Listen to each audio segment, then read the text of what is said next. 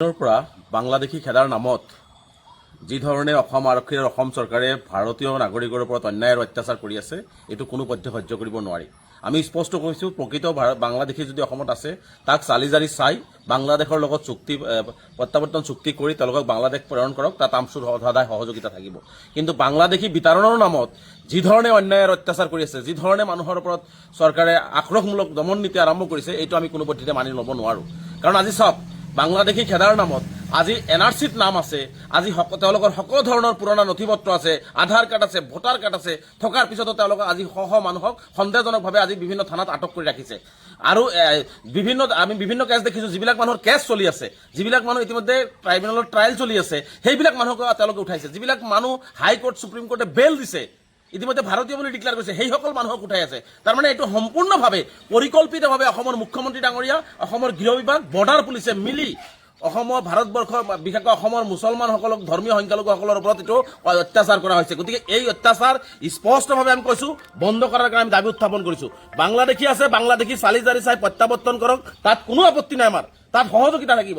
কিন্তু প্ৰকৃত ভাৰতীয় নাগৰিকৰ ওপৰত আজি গুৱাহাটীত আজি দেখিছোঁ যে ৰাতি কথা নাই, বতৰা নাই, কোনো কেছ নাই, কোনো নোটিছ নাই, তাৰপিছত তেওঁলোকক উঠাই আনিছে। খোৱা পানী এটোপাল তেওঁলোকক দিবৰ কাৰণে পৰিয়ালে বিচাৰিছে, সেই খোৱা পানী টোপাল তেওঁলোকক দিয়া হোৱা নাই। আজি মুখ্যমন্ত্ৰীক মই চেলেঞ্জ কৰিছোঁ, যিসকল মানুহক তেওঁলোকে কৰায়ত্ব কৰিছে, যিসকল মানুহক তেওঁলোকে সন্দেহ কৰিছে, 90% ভাৰতীয় নাগৰিক। আজি ডিটেনশ্যন কেম্পত থকা, মই আগতে কৈছোঁ যে মুখ্যমন্ত্ৰীক মই প্ৰত্যাহ্বান জনাইছোঁ, বৰ্ডাৰ পুলিচক প্ৰত্যাহ্বান জনাইছোঁ, শ্বেতপত্ৰ প্ৰকাশ কৰক, তেওঁলোকক ভালকৈ আইনী সাহায্য দিয়ক, তাৰে 90%তকৈ বেছি মানুহ ভাৰতীয় নাগৰিক হিচাপে প্ৰমাণিত কৰিব পাৰিব। আজি সেইকাৰণে আজি অসম চৰকাৰে কেৱল মাত্ৰ ধৰ্মীয় সংখ্যালঘু হোৱাৰ কাৰণে অসমত এটা অস্থিৰ পৰিৱেশ, এটা ভয়ংকৰ পৰিৱেশ সৃষ্টি কৰিবৰ কাৰণে, ভোট বেংকৰ ৰাজনীতি কৰিবৰ কাৰণে এনেকুৱা ধৰণে তেওঁলোকে নিৰ্মমভাৱে সাধাৰণ জনতাক আক্ৰমণ কৰা আৰম্ভ, সাধাৰণ জনতাক বাংলাদেশীৰ নামত অপবাদ দিয়া আৰম্ভ কৰিছে।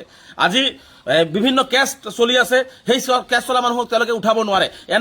NRCত তেওঁলোকৰ নাম আহিছে, সেইবিলাক মানুহক তেওঁলোকে উঠাই আনিব নোৱাৰে। যিবিলাক মানুহ ইতিমধ্যে ফৰেনাৰ্ছৰ পৰা তেওঁলোকে স্বদেশী ডিক্লেয়াৰ হৈছে, কোৰ্টে ডিক্লেয়াৰ কৰিছে, তেওঁলোকক কোনো পদ্ধতিতে পুলিচে উঠাব নোৱাৰে। কিহৰ ভিত্তিত, কি তথ্যৰ ভিত্তিত অসম আৰক্ষীয়ে, বৰ্ডাৰ পুলিচে উঠালে? আজি বহু মানুহক নোটিছ দিয়া হোৱা নাই, নোটিছ নিদিয়াকৈ তেওঁলোকক ফৰেনাৰ ডিক্লেয়াৰ কৰি তেওঁলোকক এফটি কোৰ্টলৈ পঠাই দিয়া হৈছে।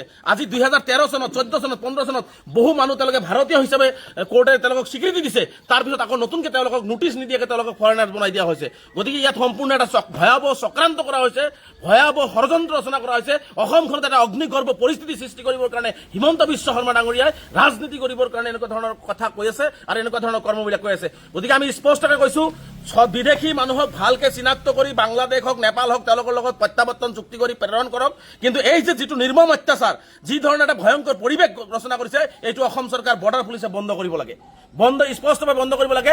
আজি ৰাতি 9 বজাত আমি কেন্দ্ৰীয় সমিতিয়ে জৰুৰীভাৱে এখন সভা আহ্বান কৰিছোঁ। সভাৰ পিছত আমি পৰৱৰ্তী পদক্ষেপ গ্ৰহণ কৰিম। মুখ্যমন্ত্ৰীয়ে যদি প্ৰকৃত ভাৰতীয়সকলক বিদেশীৰ নামত যদি অত্যাচাৰ চলাই থাকে, তেনেহ'লে কিন্তু অসমত এটা ভয়াৱহ পৰিস্থিতি হ'ব। আমি স্পষ্টকৈ কৈছোঁ, কোনো প্ৰকৃত ভাৰতীয় নাগৰিকক অন্যায় আৰু অত্যাচাৰ কৰিব নোৱাৰিব।